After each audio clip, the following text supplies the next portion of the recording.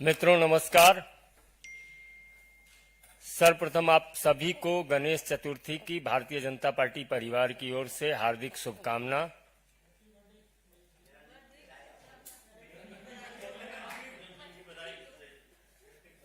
धन्यवाद। और अपने बीच भारतीय जनता पार्टी के वरिष्ठ नेता, दिल्ली प्रदेश के पूर्व अध्यक्ष माननीय मनोज तिवारी जी आपको संबोधित करेंगे।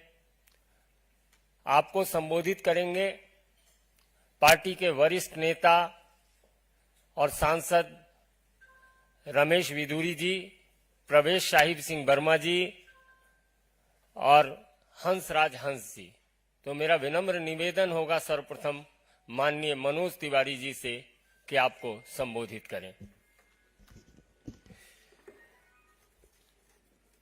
साथियों, दिल्ली में लोकतंत्र की जड़ों पे बहुत बड़ी चोट पहुंच रही है। हम दिल्ली के सांसद, सभी सांसद, सातों के सातों सांसद लगातार दिल्ली के जनता के प्रश्न को लोगों के सामने ला रहे हैं, लेकिन हमें इस बात का बहुत दुख होता है कि जहां दिल्ली में एक पर एक घोटाले होते जा रहे हैं, वहीं दिल्ली में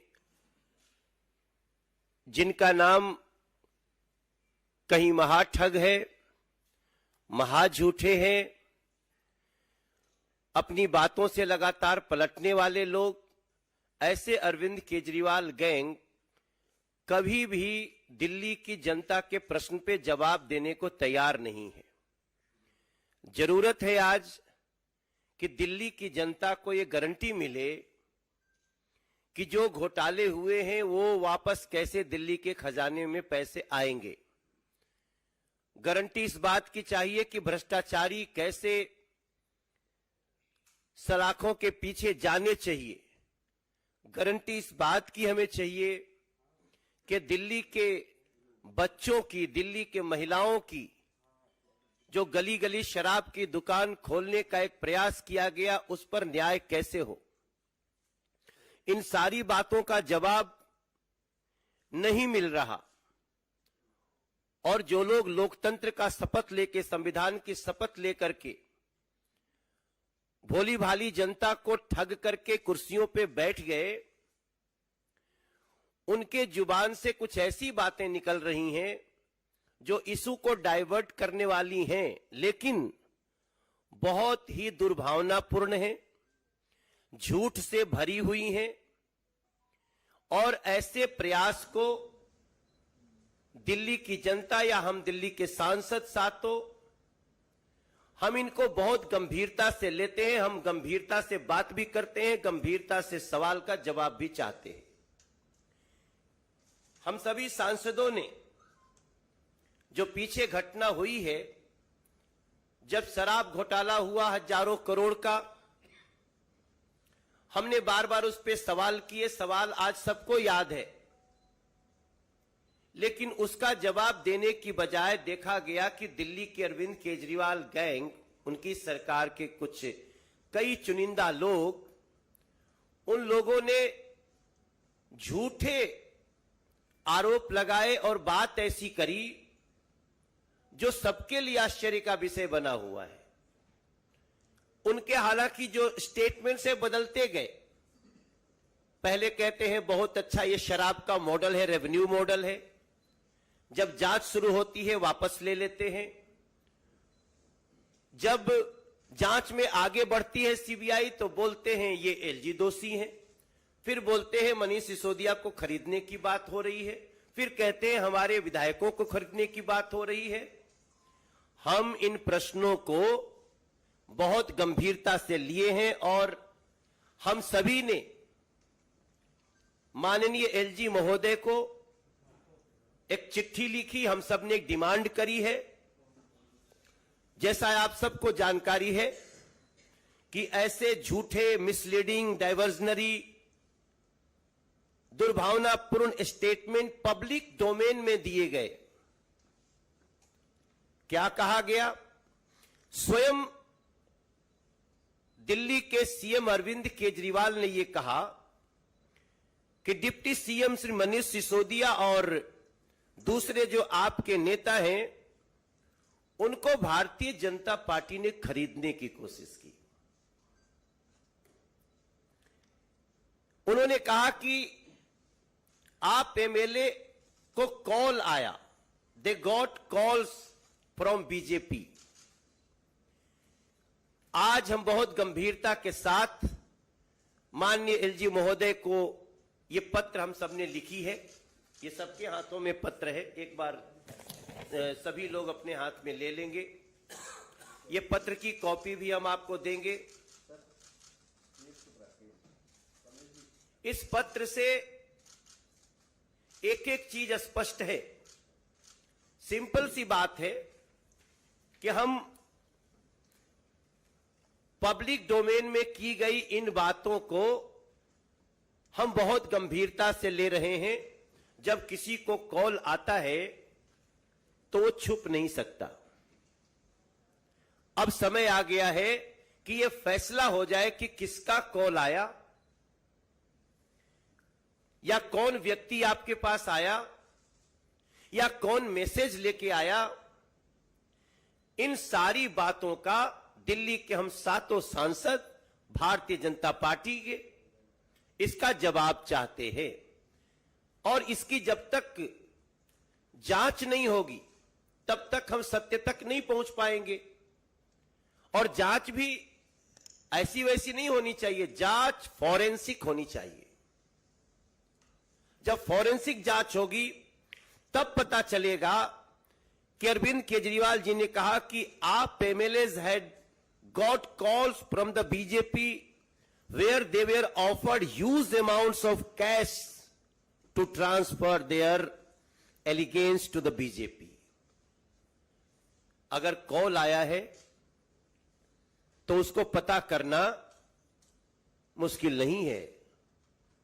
तो हमारी डिमांड है यथाशीघ्र जिनको जिनको कॉल आया है उन सभी लोगों के फोन जांच एजेंसी को लेना चाहिए। इस पे जांच बैठनी चाहिए और दूध का दूध, शराब का शराब हो ही जाना चाहिए।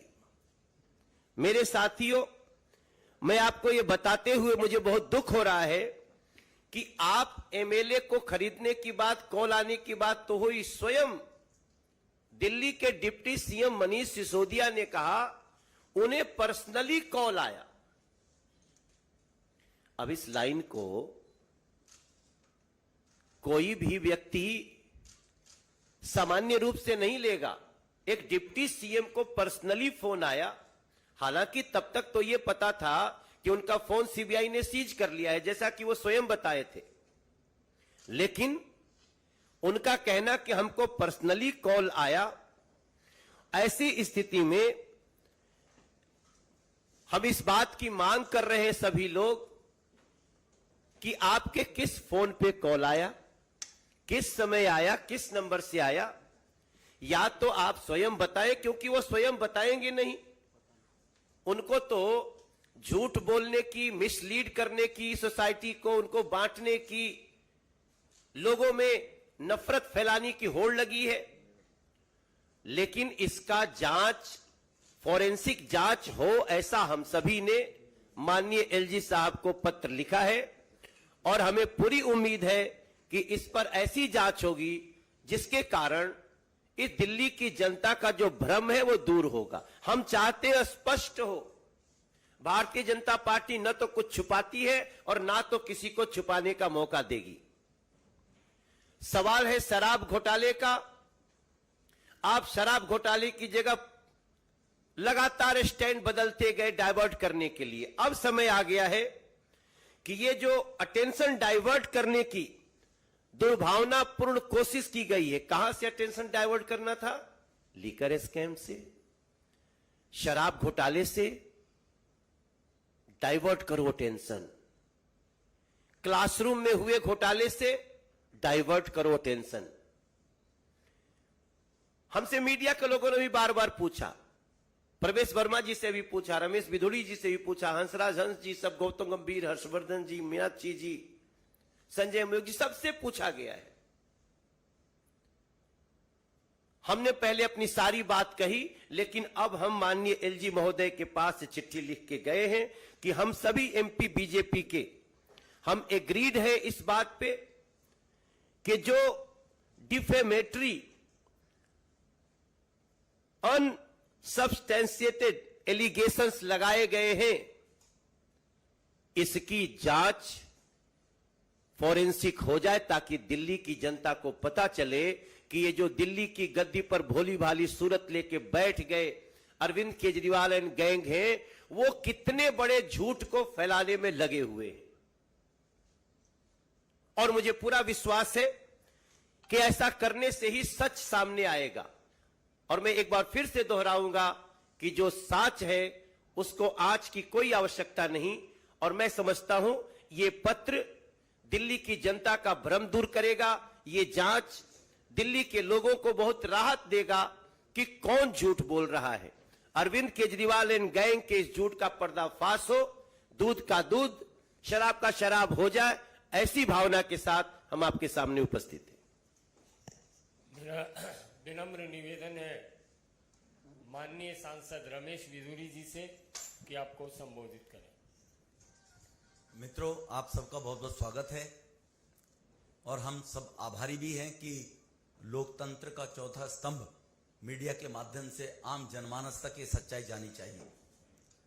मित्रों, स्टार्ट हुई बात 17 अगस्त से, जब मनीष सिसोदिया जी के खिलाफ मुख्य सचिव की जांच के बाद कि उनकी 2021 की जो लीकर पॉलिसी है उसको टोटल वायलेट किया गया और इसमें घोटाला हुआ है। उन्होंने शिकायत की, इसकी सीबीआई से जांच कराने की मांग की। तो 17 अगस्त को मनीष सिसोदिया जी के खिलाफ एफआईआर लॉन्च हो गई। वो एक्यूज नंबर 1 उस एफआईआर में है और अन्य 14-15 आरोपी और हैं। उसके बाद 22 अगस्त को तुरंत मनीष सिसोदिया जी एक ट्वीट करते हैं और जैसे मनोज जी ने कहा है, ट्वीट में वो करते हैं कि मुझे इन्फ्लुएंस किया गया, मुझे मुख्यमंत्री बनाने का ऑफर दिया गया, मुझे भाजपा में लाने का ऑफर दिया गया, मुझसे कहा गया तुम्हारे सारे केस माफ कर देंगे। वो एक ट्वीट करते हैं इस प्रकार का मनीष सिसोदिया जी कि मुझे ऑफर दी गई, मुझ पर दबाव बनाया गया, ये उन्होंने कहा है। उसके बाद 24 तारीख को उनके सांसद संजय जी, मैं किसी के पर्सनल कंडक्ट पे नहीं जाना चाहूंगा, सांसद हैं माननीय, लेकिन वो मैदान में आते हैं 24 अगस्त को, और वो मैदान में आते हैं जो इन्हीं मनीष सिसोदिया साहब को उत्तर प्रदेश के गली गली में लेकर घूम रहे थे कि इनका शिक्षा मॉडल बहुत बढ़िया है और उत्तर प्रदेश की शिक्षा सुधारेगा। पूरे उत्तर प्रदेश में वो संजय जी घूम रहे थे, उनकी क्रेडिबिलिटी आप देखिए। उसके बाद 400 सीटों में से 368 सीटों पर नोटा से भी कम वोट आम आदमी पार्टी को मिला और 5 साल से वहां योगी जी के नेतृत्व में बीजेपी की सरकार चल रही थी। तो ये संजय जी का कंडक्ट है। वो मीडिया में बैठते हैं अपने 4 विधायकों के साथ 24 तारीख को। पहले विधायक हैं जिनके साथ वो मीडिया में बैठते हैं, उनके ऊपर आरोप है ऑलरेडी अजय दत्त जी कि उनके ससुर फादर इन लॉ जहरीला खाना बेचने के खिलाफ मुकदमा दर्ज हुआ अंबेडकर नगर पुलिस स्टेशन के अंदर। 15 बच्चे मालविया, मदन मोहन मालविया हॉस्पिटल में फिर एडमिट हुए, उनकी मुश्किल से जांच बची। मिड डे मील के अंदर किस प्रकार से घोटाला, जहरीला भोजन, पुराना भोजन परोसने के। दूसरे इनके विधायक आए थे संजीव झा जी, उनके बारे में भी जमीनों के बारे में जांच मिल जाएगी आपको, घर किस प्रकार के बने हुए, कैसे बने हुए। तीसरे विधायक थे सोमनाथ भारती जी, वो किसी से छुपा हुआ नहीं है। उनकी पत्नी के साथ किस प्रकार का व्यभिचारिक अनैतिक आचरण उन लोगों ने किया और कैसा कैसा किस प्रकार के ड्रामे चले, ये उनका कंडक्ट आपने देखा होगा। एक कुलदीप कुमार जी, ये एमएलए आए और फिर इन्होंने कहा कि हम सब लोगों को ऑफर की गई कि आपको इतना पैसा फालतू देंगे और बाकी 20-20 करोड़ और लोगों को देंगे, तुम एमएलए तोड़कर लाओ। इसके लिए अति आवश्यक है, हम दिल्ली के सांसदों ने ऑनरेबल मुख्य हमारे आदरणीय उपराज्यपाल महोदय जी से शिकायत की गई है। हमारे प्रधानमंत्री चाहते हैं कि राजनीति में स्वच्छता रहे, देश के लोकतांत्रिक पद्धति के अंदर बिल्कुल स्वच्छता रहे। जिस काम को लेकर माननीय प्रधानमंत्री जी काम कर रहे हैं, उसके तहत आपके संज्ञान में कुछ चीजें लाना चाहता हूं। प्रिवेंशन ऑफ करप्शन एक्ट धारा 8 सेक्शन 8 वो इस बात को बड़ा स्पष्ट कहता है कि किसी को जबरदस्ती ब्राइब देना, ब्राइब के लिए उकसाना, ब्राइब के लिए ऑफर करना, अगर कोई इस प्रकार का क्राइम करता है या दबाव डालना, उन्होंने कहा मुझे ऑफर दिया गया, लालच देना किसी भी पोस्ट का, पद का, धन का, तो prevention of corruption act section 8 धारा 8 के अंदर स्पष्ट है, 7 साल तक की उसमें सजा है कि ऐसे व्यक्ति के खिलाफ कॉग्निजेंस लिया जाना चाहिए और उसके खिलाफ मुकदमा दर्ज होना चाहिए।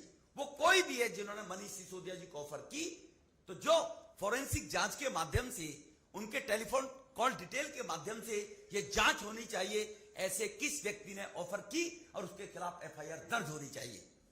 इसी के साथ धारा 7A वही corruption prevention of corruption act के धारा 7A के अंदर बड़ा स्पष्ट है कि उस व्यक्ति को किसने कहा, जिसने मनीष सिसोदिया को टेलीफोन किया, उसको किसने उकसाया, उसके खिलाफ भी धारा 7A के अंदर प्रोविजन है, 3 साल तक की सजा है और वो भी एक प्रकार का दोषी है, वहां तक भी जाना चाहिए उसको किसने कहा।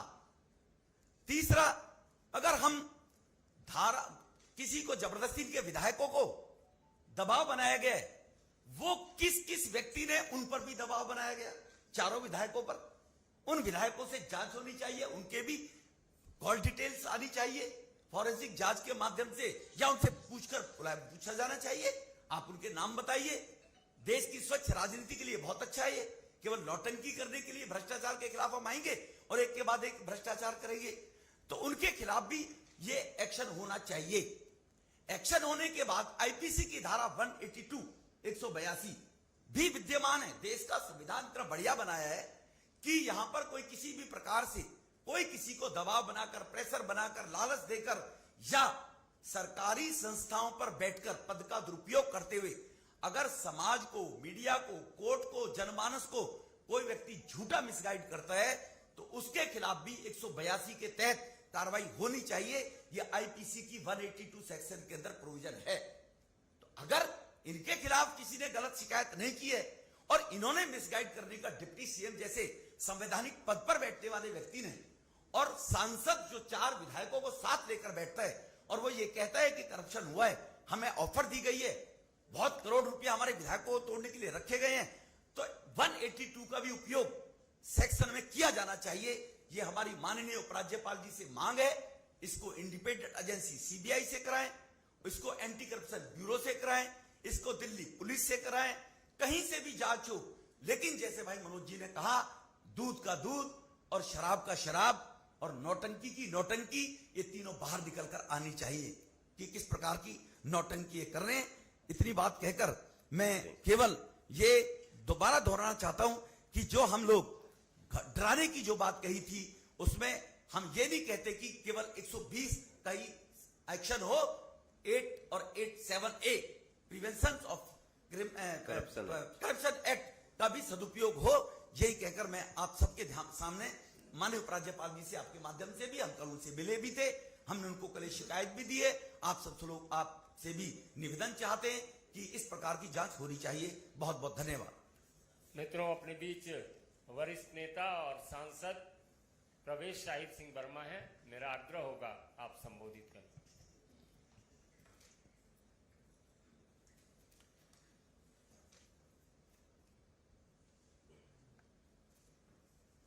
दिल्ली विधानसभा में ये एक बहुत बड़ा ड्रामा चल रहा है। मैं मगर दिल्ली के मुख्यमंत्री को इस बात के लिए बधाई देता हूं कि शराब घोटाले में लिप्त होने के बाद भी जो आपकी स्ट्रेटेजी थी कि हम दिल्ली और देश की जनता का ध्यान भटका देते हैं और पूरे मुद्दे को डाइवर्ट कर देते हैं, उसमें वो थोड़ा बहुत सफल हुए हैं। इस पूरी स्ट्रेटेजी के लिए, इस पूरे ड्रामा के लिए मैं श्रीमान अरविंद केजरीवाल जी को बधाई देता हूं। ये ऐसे लोग हैं जो खुद को ही थप्पड़ मारते हैं और उसके बाद में रोते हैं, उसके बाद में चिल्लाते हैं, उसके बाद में कहते हैं कि मुझे थप्पड़ किसने मारा।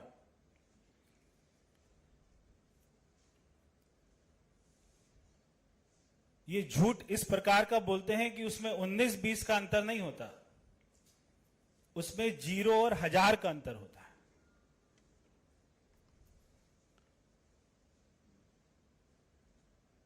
देश का नहीं, दुनिया का सबसे अच्छा शिक्षा मॉडल भी इन्हीं के पास है,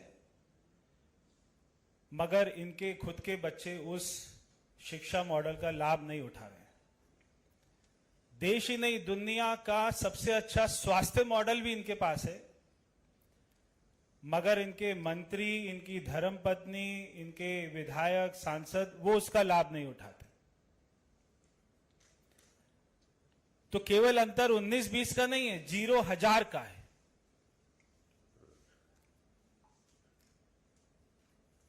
मगर हमें बहुत ज्यादा दुख हुआ है और हमें पीड़ा हुई है कि हमारे दिल्ली के सांसदों को किसी ने खरीदने की कोशिश की है।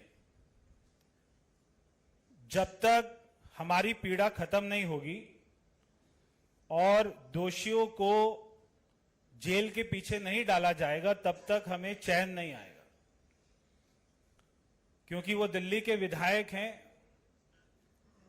अगर हमारे विधायकों को अगर किसी ने खरीदने की कोशिश करी, इतनी जुर्रत करी,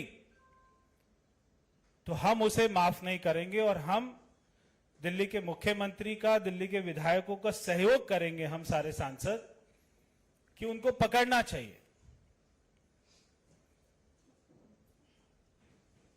मनीष सिसोदिया कहते हैं मेरा फोन सीबीआई ले गई, और 2 दिन के बाद कहते हैं मेरे फोन पर मैसेज आ रहे हैं, कॉल आ रही है कि आप बीजेपी ज्वाइन कर लीजिए। 4 अपने विधायकों को बिठाकर उनको सुबह स्क्रिप्ट तैयार कर कर बोलते हैं। एक कहता है पूर्व विधायक बीजेपी का आया था, उसने मुझे 20 करोड़ की ऑफर करी है। एक कह रहा है कि पूर्व सांसद आया था, उसने 20। तो दिल्ली पुलिस उनके घर के सीसीटीवी भी जांच करेगी, जांच करनी चाहिए। उन सबके मोबाइल भी जब्त करेगी कि कहां मैसेज आए थे, किसके कॉल आए थे, उसकी जांच होनी चाहिए।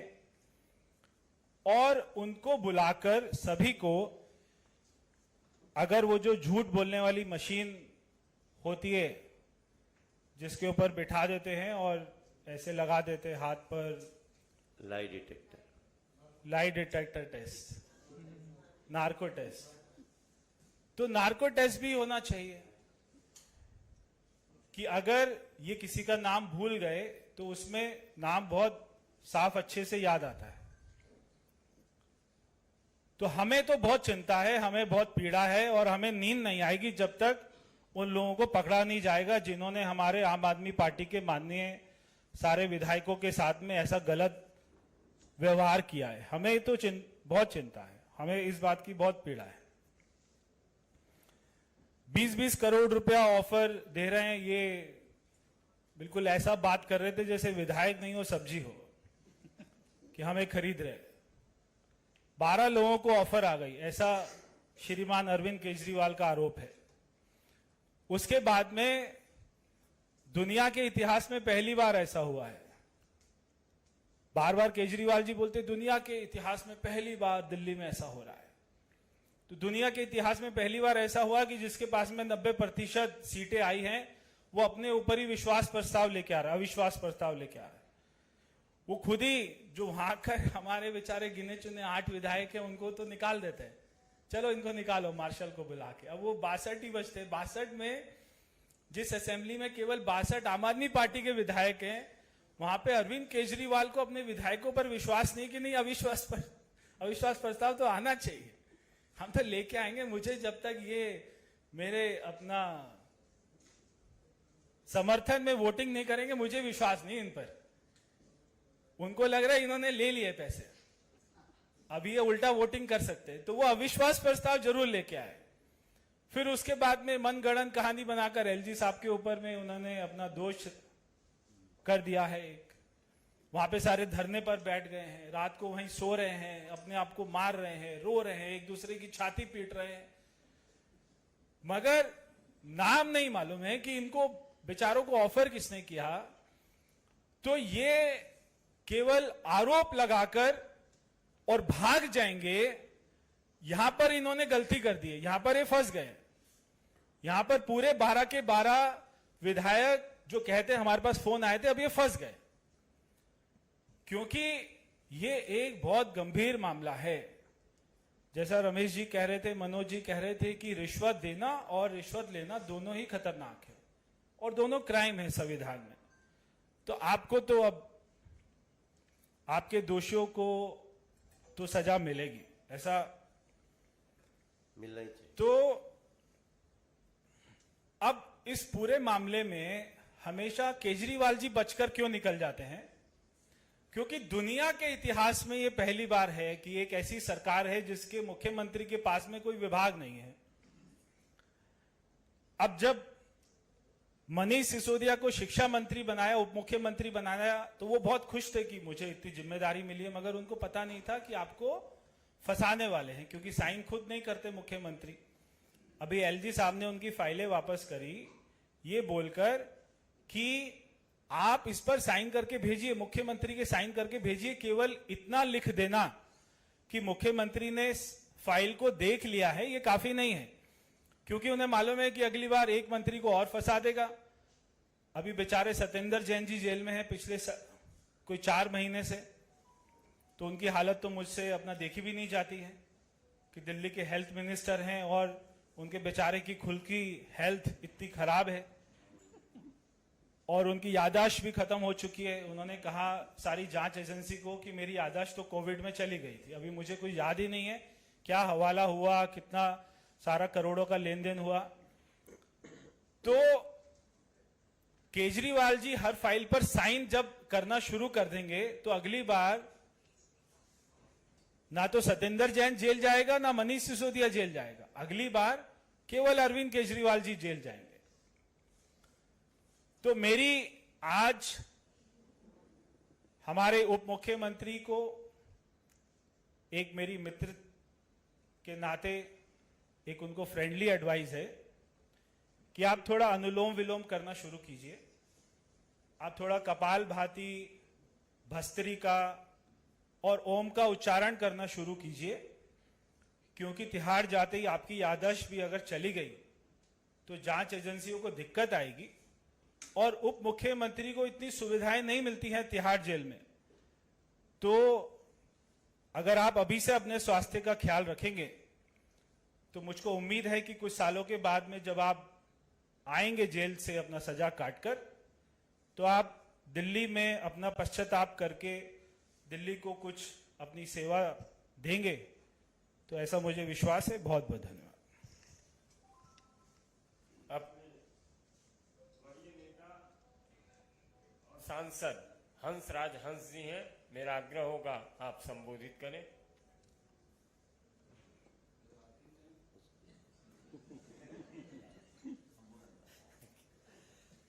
सबको नमस्कारम। गणपति बाबा हम सब पे कृपा करें, हमें सच बोलने की शक्ति प्रदान करें। मेरे से सारे सीनियर हैं, मुझे समझाने वाले, जिनकी संगत में बैठ के मैं कुछ सीखता हूँ। हमारे दिग्गज एमपी साहिबान ने वैसे तो सारे पॉइंट आपको बता दिए, माननीय मनोज जी, पिदूड़ी साहब, प्रवेश जी। मैंने तो सिर्फ इतना अर्ज करना है कि आम ही ये बात सबको मालूम है कि सच ना बढ़ता है ना कम होता है। झूठ को जितना मर्जी बढ़ा लें, लेकिन कभी ना कभी वो पंजाबी कहते कि 100 दिन चोर दा 1 दिन साध दा, तो कभी ना कभी झूठ पकड़ा जाता है। अभी टेक्नोलॉजी के ज़माने में ऐसे ऐसा कमाल की है साइंस ने, इस जमाने में झूठ बोल गए हैं। क्योंकि फोन पे किसने किस वक्त बात की इसका रिकॉर्ड सारा होता है। दो चार झूठ अजीबोगरीब उन्होंने बोले। एक तो प्राइस भी बता दी उन्होंने, कितनी 20 करोड़। हाँ, जहां तो ये कहते कि जब तक बिके ना थे कोई पूछता ना था, तो उन्हें खरीद के मुझे अनमोल कर दिया। अब 20 करोड़ ला के तो लिमिट ही लगा दी है। तो हमारे पंजाब में एक बार ऐसा चला था, लीडर ने झूठ बोला जी हमारे एमएलए को खरीद रहा है इतने इतने कुछ करोड़ में। तो एमएलए बड़े परेशान थे, कहते यार सीधा संपर्क नहीं कर रहे हम हमसे।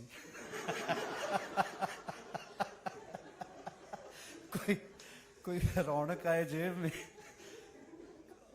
उनको बेचारों को ये नहीं पता था कि हमारा लीडर झूठ बोल रहा है। तो करें क्या, अजीबोगरीब लोग इस दुनिया में आने का अधिकार है। शायद जन्म लेने में भी डेमोक्रेसी है, कोई रोक नहीं सकता किसी को। तो कोई कैसा बंदा है, कैसे किरदार का बंदा है, किस टाइप की उसकी पर्सनैलिटी है, उसके गुरु से पूछना चाहिए।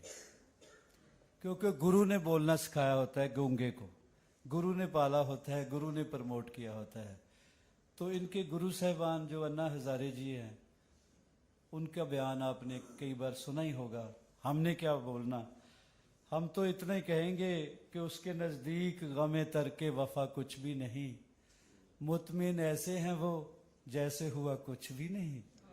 यार कितना मासूम चेहरे लेके टीवी पे आते हैं। और अब तो पकड़ेगा भैया, जब चेक होगा। कौन सी जांच करनी उसकी, जब वो होगी। मैं तो डर रहा हूं यार। यही है कि उसके नजदीक गमे तरके वफा कुछ भी नहीं, मुतमिन ऐसे हैं वो, मुतमिन ऐसे हैं वो जैसे हुआ कुछ भी नहीं। अब तो हाथों की लकीरें भी मिटी जाती हैं, इनको खोकर तो मेरे पास रहा कुछ भी नहीं। हम तो इस वास्ते चुप थे, आज बोले हैं श्री गणेश किया है। हम तो इस वास्ते चुप थे कि तमाशा ना बने, तू समझता है हमें तुझसे गिला कुछ भी नहीं। तो अब इस अभी ये जो खत लिखा है, मोहब्बतनामा लिखा है, ये जो लव लेटर हम लिख रहे हैं, तो इसका जवाब और इसकी तफ्तीश, इसको एक एक यानी अक्षर को विचार करके इसको अंजाम तक पहुंचाना। वो ये ना कहें कि तुम्हारे खत में एक नया सलाम किसका था, वो था रकीब, नहीं तो नाम किसका था। तो हम अपना कोशिश कर रहे हैं, इस बार कामयाब भी हो जाएंगे। आपको थोड़े दिनों बाद पता लगेगा, लेटर भी पहुंच गया, कार्रवाई भी होगी। लेकिन ये नहीं होने देना कि हमने खत लिख के एलजी को पकड़ाया, उनके पीए ने आके दुखड़ा सुनाया, उनके पाँव में मेहंदी लगी है, वो आने जाने के काबिल नहीं है। आजकल ले आते हैं, कासद के सहारे नहीं। मालिक बचाए इनको, इसने सख्त मौसम में सख्त जगह की सजा ना मिले। और हमें सच बोलते रहना चाहिए, झूठ कभी ना कभी पकड़ा जाता है। ये हमारे पैगंबरों, गुरुओं, पीरों ने, जितने भी रूहानी रहबर आए हैं, उन्होंने बताया तो है। लेकिन ये सियासत है, सियासत में मजबूरी तो नहीं है झूठ बोलने की, लेकिन दुकानें चल रही हैं कुछ झूठ के सहारे। शायद उनकी दुकान अब तक तो बड़ी फूलती रही, अब थोड़े से कुंडी लगने की टाइम आ गया है। मालिक कृपा करे सब पे। मैं फिर भी प्रे करता हूँ कि हमें सच बोलने की मालिक तौफीक दे, शक्ति दे। आपको, आप सबका शुक्रिया, बहुत बहुत मेहरबानी, नमस्कार। क्या खड़ा होकर दिखा के बंद किया जाए? धन्यवाद। कोई ऐसा छोड़ दीजिए शैलेंद्र जी, आज खड़ा हो जाइए।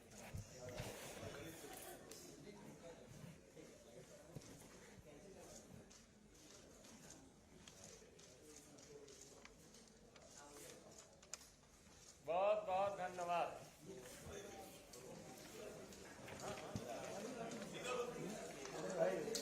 बैठ जाओ।